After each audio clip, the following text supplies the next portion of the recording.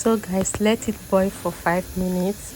Then after it has boiled for 5 minutes, then you use your iron sponge and scrub it very well. Scrub it well, and it will come out as new as it was when you bought it. So guys, let me know what you think. I've tried this. I tried so many these things. Scrub it very well. You will see that it will come out clean.